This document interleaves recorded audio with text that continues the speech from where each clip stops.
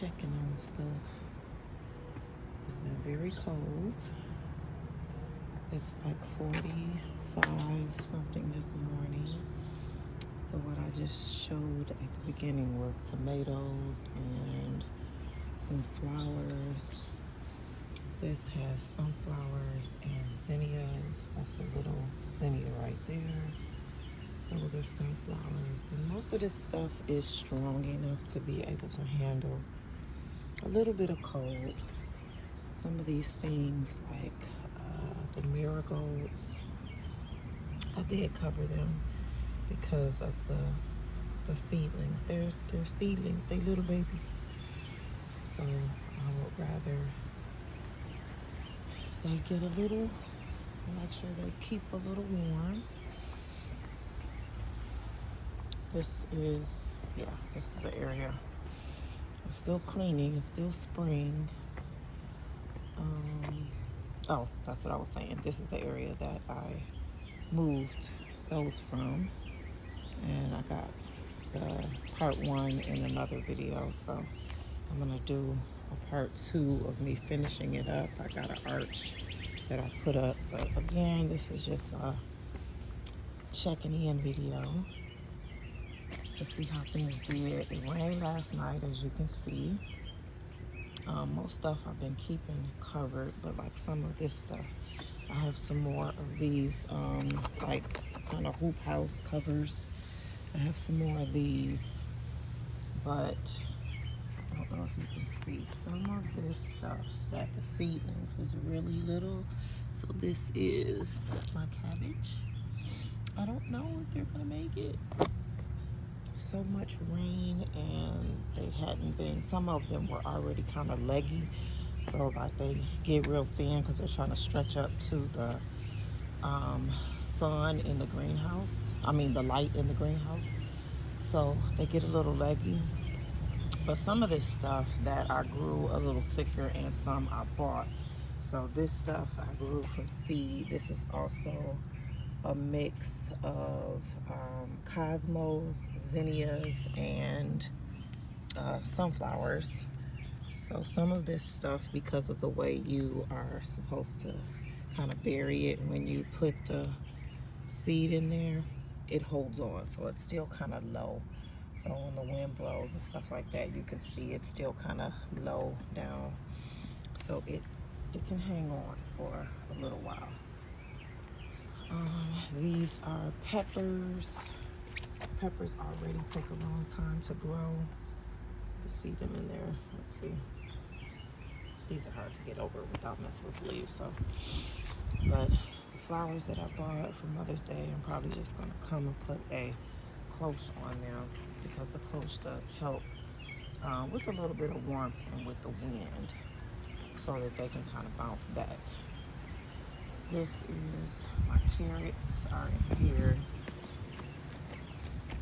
See, not all of them are covered. Most of the time I put a cloche. Okay, I think it's my side right now. The wind is blowing.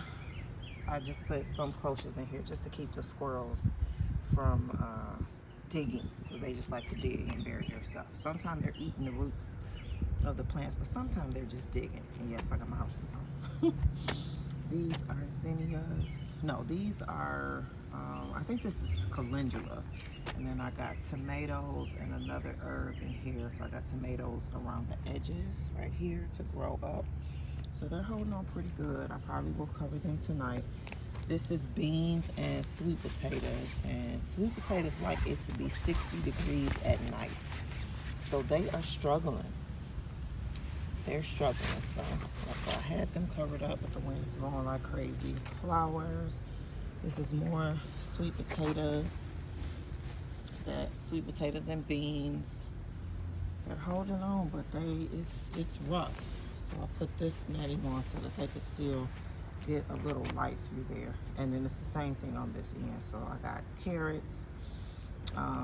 Yeah, these mimic each other. So I have 2 sets of grow bags down here, 2 sets of 3 connected grow bags, and then 2 sets of 3 connected grow bags down here. So the same thing I have here. I have carrots, I have flowers and tomatoes, and then I have herbs, and then sweet potato, bean, sweet potato, same thing, sweet potato, bean, sweet potato, calendula, flour, tomatoes, and carrots. So same thing on each side.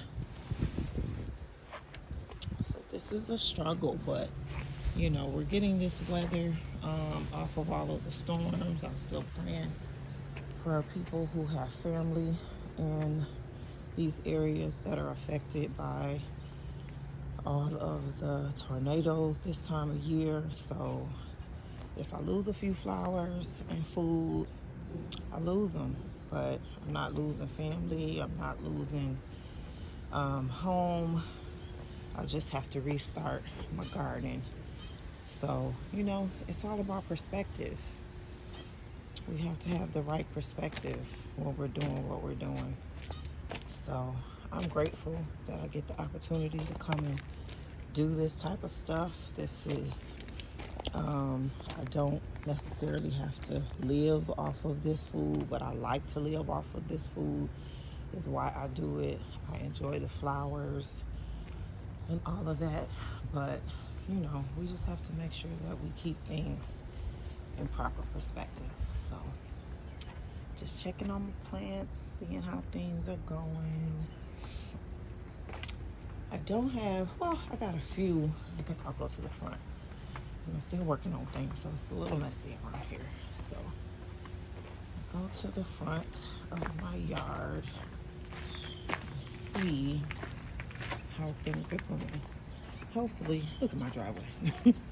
Hopefully we will be getting a new driveway soon. So when I get ready to do all of that, I will video that too. Okay, so most of my flowers up here are pretty big already. There, I tend to grow mainly perennials, so things that will grow back. So they are definitely benefiting from the rain. I have a cluster of, I think, 3 or 4 roses back there that climb up. They're fine, they're loving it. This sticky bush loves it. This yucca loves it. Okay, so these babies, these are all, again, sunflowers, zinnias, cosmos, and that is a dahlia. And the same thing here. I used to do the same thing in these 4 pots that are over, you know, either side of my steps. So I do the same thing there. So they're doing good. They're still kind of below the pot line like I was showing in the back. So the wind doesn't get them too bad. They are covered by cloches, you can see. Got a plant that I need to put in the ground or in a pot. My sister bought me another African violet for my birthday, and I love African violets. They open close when the sun goes up and down. So all of this stuff is doing good. Like I said, most of this stuff has already been established. It's starting to rain on me. My pots, my window boxes, they're doing okay, holding on. They're bigger plants that I have gotten from the stores. My hanging baskets, this is fuchsia, so it's doing okay in the cold. I might come and put, this one is loving its life. This one is doing just fine, but it likes shade, so you see it's kind of up under the trees. My neighbor's lilac tree that comes over into my yard, and I love it, and my evergreen, so it likes that. Hummingbirds love that. So over the next couple of days, I probably will still just be my hanging baskets, because they like it a little warmer. I will be coming and putting like a little tarp there. So, oh wow, look how much rain we've gotten just in like the past 2 days. All the mushrooms are growing. Look at them. They're so cute. Look at the mushrooms. And that happens, of course, because the compost is mushroom compost. and you put that down, and it has, you know, little seeds in it, and it just grows from the ground generally. But when you see the difference between just a few clusters here and then a whole bunch. Wait, okay, I have to get through here. It's soaking wet. Oh, okay. And here you'll see tons because I have all this mulch right here. So that's why you see a lot more, and you see all those weeds that I gotta work on. All that, yeah. So I got these little baby cabbages up here that are growing. They're doing okay. They've been covered. I got rosemary there, and this is why I use like something organic, like a mushroom compost or a no dye mulch, the mulch that's not dyed. I think some of what I have had in here before has been not dyed, but what I end up doing is I put organic dirt. I think I did a little video when I was planting these, but you can see I put like a cluster of like new dirt around there, organic, because you got to be careful when you are growing food and flowers together, and you got to know what's poisonous and what's not. And if you plan on eating it, or even if, you know, some people have chickens and things like that that they may take their food and give it to them. So you want to make sure that the stuff that you are gardening with is okay for human and animal consumption. So yeah, I try to do my best to do that. I did grow these. They are actual cabbages that will grow, but I did grow them to be more ornamental, but I do want to eat them. I do want to eat them. So, you know, we'll just pray over it, the blood of Jesus, and, you know, we're going to keep it moving. So this is holding on, but I have to check the stats on it. This is my first time growing this particular plant, and I think it's a perennial. It's one of the proven winners. I forget the name of it. I see it a million times, but it's so pretty, and it gets really thick and really full, and hopefully it will come back. So with me just putting it in this garden bed this year, I want to make sure that it remains. So, you know, things love the rain. My roses, they're doing good, nice and full. I had a bunch of roses that I moved. Last year they got like a, what is it called? It's like black spot all over them. And what happens is it doesn't kill the rose, but it just dries up the leaves. So they get these spots all over the leaves. It's a bacteria. The leaves drop on the ground. They go into the dirt, and then the plant sucks up the bacteria again, and then more leaves. So then as it dies down, or you have to go and cut the leaves off, the whole bottom might be empty of leaves. So then you just see through it. So you see how full and nice it is now. Then you end up having these little skinny, you know, stalks, and you really don't want that.